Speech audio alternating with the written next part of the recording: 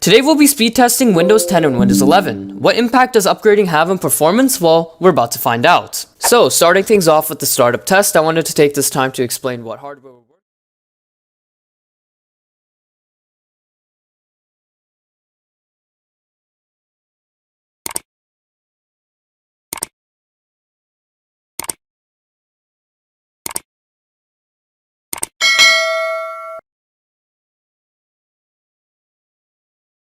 Anyways, back to the comparison. Windows 10 does take the win here. However, Windows 11 was not too far behind. As always, startup doesn't determine everything, but it can give us a rough idea of what to expect. And here's a quick look at how much storage both operating systems take up with the same pre-installed programs. Windows 10 takes up exactly 40 gigabytes of storage, while Windows 11 takes up 41.1 gigabytes, giving Windows 10 the win here by a mere 1.1 gigabytes. Moving on to memory management, I tested this in two ways. First, I measured the amount of RAM being used while nothing was open in the background. Windows 10 took up 2.6 gigabytes of RAM, while Windows 11 took up 3.1 gigabytes. That's a 500 megabyte difference, and this can be especially significant if you don't have that much RAM in the first place. Next, I wanted to do a Chrome test where I tried to open as many tabs as possible in Google Chrome until we hit 5 gigabytes in Task Manager, and we can see the consequences of Windows 11 taking up more system RAM. Windows 10 got to 24 tabs and Windows 11 got to 20 tabs, another win for Windows 10.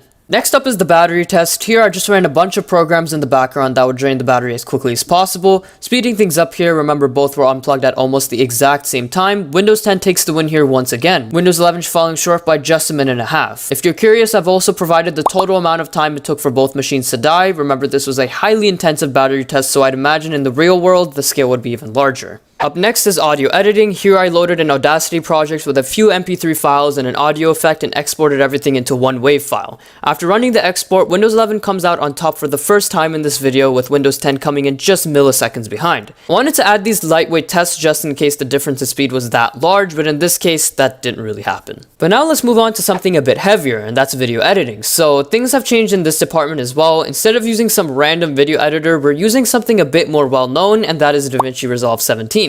This is a pretty simple project, a video with some audio in the background at 1080p 30 FPS, but it suffices for this hardware and our purposes. So speeding things up here because it does take quite a while, Windows 10 renders the entire project first, with Windows 11 coming in about 43 seconds later. And just like the battery test, here's the total amount of time it took for both operating systems to render the file if you're curious. Moving forward to application opening, I wanted to do a variety of different applications for this section, starting off with a classic Windows application control panel. Windows 10 does come in first and Windows 11 comes in about a half second later. Let's also try Windows Settings, which is a modern Windows application, and once again, Windows 10 comes out on top, with Windows 11 having a similar delay to Control Panel. Let's do something a bit heavier, Microsoft Word 2019. This application has very long loading times, but nevertheless, Windows 10 loads up the entire application first, but Windows 11 wasn't too far behind considering how long it usually takes to load Word. Let's move away from Microsoft for a little bit and try opening a PDF file with Adobe Reader, and similar results, Windows 10 comes in first with a small gap in Windows 11. Finally, let's try opening a video file via VLC Media Player, and surprise surprise, Windows 10 opens before Windows 11 with a small delay. That's kind of funny actually. Windows 10 opened every single application before Windows 11, and the small gap between both was almost the exact same for every application.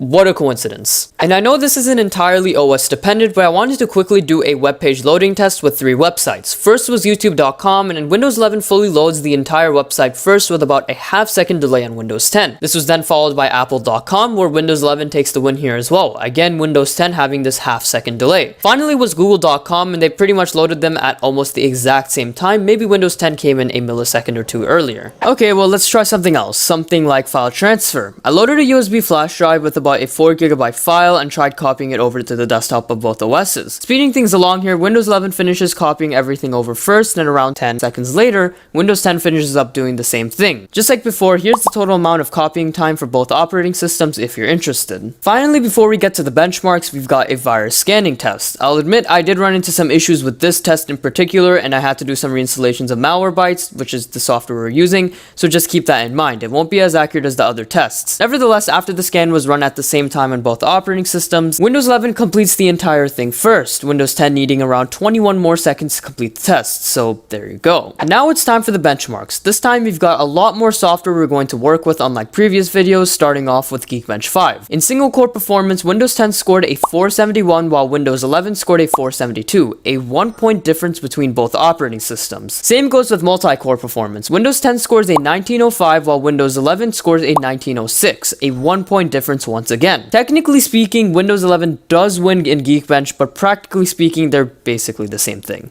Moving on to our next benchmark, CPU-Z. In single-threaded performance, Windows 10 scores a 195.1 and Windows 11 scores a 195.7, less than a 1-point lead for Windows 11. Multi-threaded scores are a bit more interesting. Windows 10 takes the edge here by scoring a 1003.1 while Windows 11 scores a 1001.7, almost a 1.5-point gap. Again, just like the Geekbench scores, these 1-point gaps don't really make that much of a difference. Next benchmark I tried was Crystal Disk Mark. This one specifically measured the performance of your hard drive, or in this case your SSD, and well, here are the results. There are too many categories to cover here, but here's a general overview of what I found, and if you want to look at specific results you can pause the video here. So in terms of reading, Windows 11 generally performs either slightly better than or just as good as Windows 10. However, looking at the other side of things, Windows 11 had a significant deficiency in writing compared to Windows 10. If you were waiting for something interesting to happen, then well, you got what you wanted. I also wanted to conduct a Wi-Fi speed test using speedtest.net. Instead of taking the best of 10 tests, which is what I did in my previous comparisons, I tested each operating system 5 times and averaged out the upload and download speed on both. In terms of download speed, Windows 10 averaged to 88.078 megabits per second and Windows 11 averaged to 93.692 megabits per second, giving Windows 11 the win here. However, testing the upload speed was a completely different story. Windows 10 scored 88.784 megabits per second while Windows 11 performed worse at 80.438 megabits per second. Pretty strange. Alright, now let's move on to something more graphics intensive, starting with Cinebench, a very heavy benchmark especially for this hardware. After running the single core benchmark on both operating systems, Windows 10 loses out here by scoring a 439 compared to the higher 450 that Windows 11 scores. However, multi-core score was a different story. Windows 10 receives a 2033 versus 2003 on Windows 11, a 30-point difference. Last benchmark before we get to conclusions is Superposition. This benchmark was offered in multiple different resolutions and graphical effects, so first let's cover it when it's run at 720p low graphics. Windows 10 scores an 1892 and Windows 11 beats it out with a 1943. I also repeated the same benchmark with 1080p medium settings and Windows 10 loses again with a 675 versus the 694 on Windows 11. And that's all the benchmarks. So let's try and make a reasonable conclusion out of this. Just note, mine is not the end-all be-all of conclusions. You can draw your own if you want, but I just want to give my own input. Based on what I call the real-world test, which is everything but the benchmarks, Windows 10 won almost every single one. Startup, storage, memory, battery, video editing, opening applications, like a ton of them. There were just very few exceptions. However, I wouldn't say that Windows 10